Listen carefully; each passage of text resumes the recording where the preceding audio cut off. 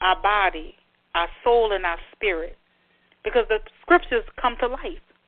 Because so many people feel so disoriented, but you are reaching the unreached. You truly are, and you are changing the world, countless people around the world, by you transforming them by education and inspiring the world by your testimony. And I'll tell you one thing about writers. Leave a little piece of immortality in this earthly plane. So your writing and your legacy continues throughout generations. And we appreciate what you just shared with the listening audience. Joshua, what are the root cause of limited patterns of thought that impact effective entrepreneur and solution-based personal and business outcomes? I believe that to that question, I believe what limits him is, or what has limited us when we were in that state, because we all were in that one state at one point in time where we couldn't see past just what was in front of us. And I think it has a lot to do with what I was just stating, just not feeling like you're good enough. Seeing all the things that you have been through and all the things that you've dealt with, you would be so surprised at the many broken men that are in the prison system. And people see their crime, and they're like, oh, how could they do this? This is heinous. And it's no justification to the crime, because crime should be punished. And in that same token, I've seen some of the toughest guys that on paper it seems as if they're tough, and you probably would not want to have a conversation with them, but deep inside, each one of them are little boys. And they're little boys because they were left in the part where they watched their dad walk out, or they watched their mother walk out, or they watched their sister be shot, or their brother be shot, due to living in poverty or impoverished situations, which led to those things. And ever since then, they never were the same. So in those same situations, what limits them is not the ability to face the pain, that they can only see themselves through the pain they've went through and not through the power of overcoming that they can be in. Not being able to see themselves greater than the pain that they dealt with. And when you're stuck into that, it's always going to limit us. It's always going to limit our visions. It's going to limit us from being able to see past what's just in front of us. Because the Word of God says faith is the substance of things hoped for and the evidence of things not seen.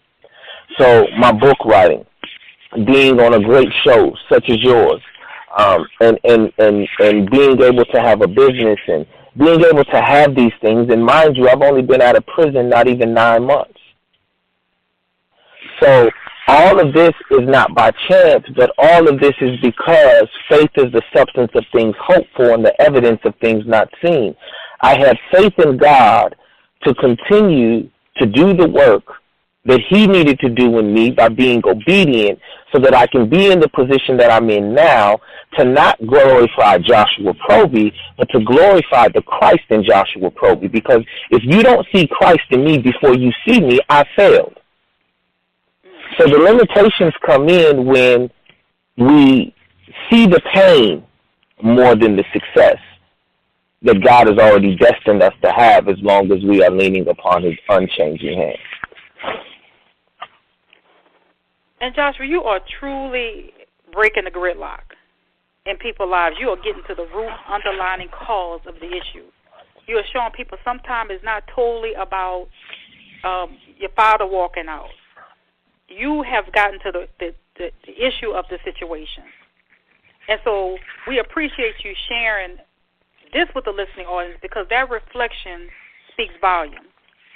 And you helping to boost the morale of the listening audience by sharing this with them.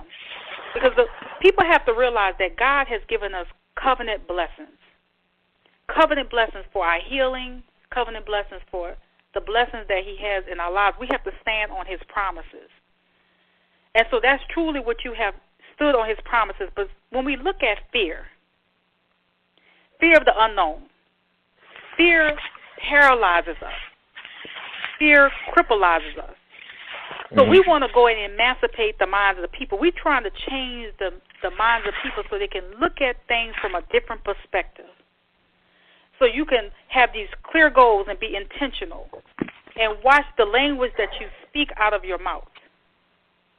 And so just like the Bible says about writing your vision upon tablet, you have to see it.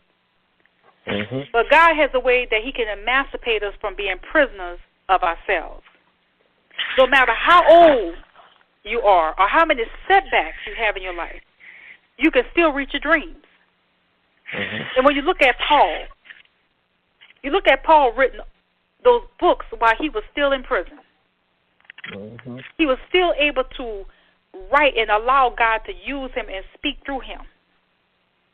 So it shows that even though a person may feel like they don't have any hope, they feel like they're in a dark place in their life, there's still God's guiding light for our lives. To be able to shine a beacon of inspiration and illumination that pierces the darkness that's around those struggling to see the light. And that's what you truly have done. You are bringing a sense of spiritual awareness. You are being used as a moral compass. You are encouraging the hearts and minds of God's people.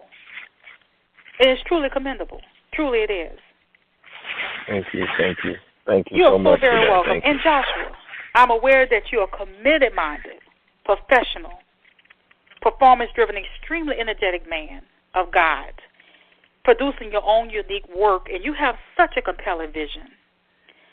What is your compelling vision of how to develop leadership strategies? And I'm so glad that you asked me that. I just got done doing actually a proposal for a speaking engagement that will be coming up about leadership.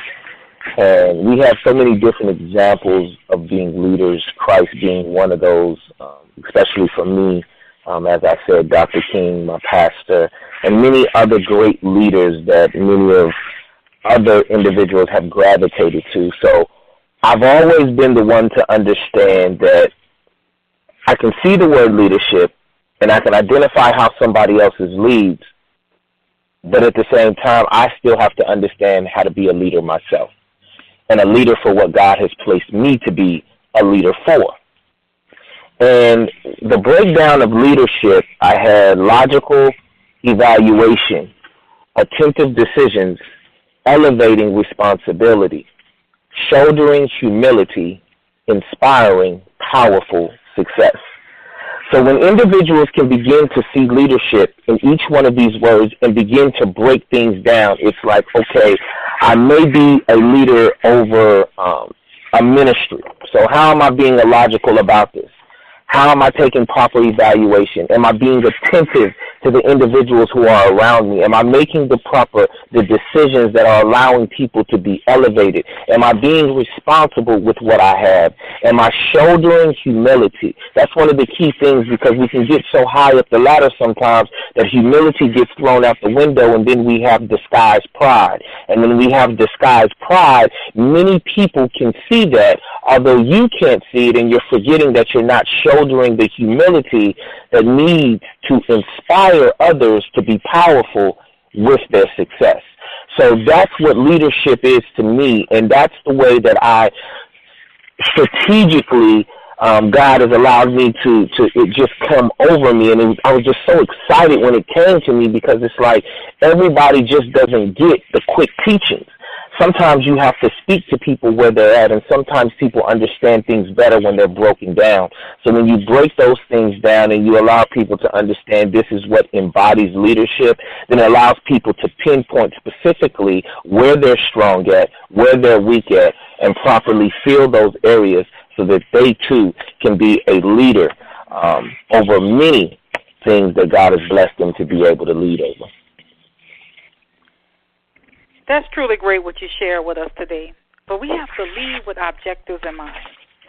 And when you lead with objectives in mind, I tell people all the time, you could start a small business with under $100. That small business is the backbone of the American economy. It also is the seedbed of entrepreneurship. So you have this entrepreneur talent. You have a writing gift that's to share with the world. And that tends to, when you have a clear goal of who you are, and you exhibit that throughout the world, and you're being genuine, you're building trust with people, and you're networking, become a good fit with in connection with other people. And then you'll be able to demonstrate how this relation that you have with others will benefit to each and all those that you're surrounded around. So it's about having good communication skills as well, and in the marketplace. And so you have to show. One thing you say about humility, I love that. But another key is showing appreciation, as well as gratitude. And that tends to take you far when you're appreciative of the connection that you have with people and showing that sense of respect to other people. And you can't run business on emotions. You can't run business on emotions. So what you share with the listening audience is worth noting. It's truly worth noting to help them navigate in the marketplace. You are giving us a sense of strategies and keys that we need to be successful in the marketplace. And it's truly tremendous. And that kind of compelling insight that you're sharing us is into character. And it teaches us how truly great leaders are fashioned and forged. And also, you are an author and speaker, and you begin to write despite the negativity that surrounds you when you put pen to paper. What can you share with the listening audience on how one can reach this momentous feat? I can probably share when it comes to that and just being in that negative environment is not giving up on yourself. You just can't give up on yourself. It sounds so simple, but you just can't give up on yourself. I was in an environment where individuals were telling me every day, hey, man, I'm not reading that. Who is it for you to listen to? Or who are you? And you've been locked up, and nobody's going to listen to what you have to say. And I heard that for years. And there was times that I was frustrated. I'm like, God, why you got me writing about child poverty? Why do you have me writing about these issues? And I still got 9 years left on my sentence. I still got 7 years left on my sentence. Why do you have me writing about putting together a broken man? Why do you have me writing the 30-day journey from prison to spiritual peace? Why do you have me writing about this? And I'm still in my broken state. And one of the things that I hear clearly was, it's because it's not for you. It's because it's not for you. See, writing for me in that time was therapeutic. And it was therapeutic to allow me to get through so that when it came time, in God's time, to present the finished work, then I would be healed enough to be able to see, feel, and embrace others so that I can help them get through. So it never was about me. I was just a vessel being used. And when you see that and you read that in the Bible and you're like, well, God uses you as a vessel, when you finally see how it all comes together, it gives you chills. Because you're like, wow, he used me. This scripture is too because he used me. So if I could tell anybody in those negative states, in those times of despair, in those times of feel like giving up, and constantly looking back to when you may have been abused, when your voice wasn't heard, or when it was drowned out, the pain in which that you endure is the very thing that's going to free you to help free somebody else. So never give up to that still voice in you that says you're great, or that still voice that says that you can do it, or that voice of inspiration that God sends through somebody at most a terrible time in your life, and you can't hear nobody but his voice or her voice of a complete stranger came and told you something that has already confirmed something that nobody knows but you. Those are the times that you know that you're on the right path, and the negativity can't drown you out, because the positive nature that Christ is embedded in you is going to allow you to rise to the top. And that's a sense of catharsis. And that was your catharsis as well. That you had to believe in yourself, your own self-perception of who you are. And when I go back and talk about those voices, in life you're going to deal with mercurial type of people. But you have to internalize your own positive voice and continue to have and raise your self-esteem and say, I know who I am, no matter what anybody else says. And see, this week It's going to bring a sense of crushing out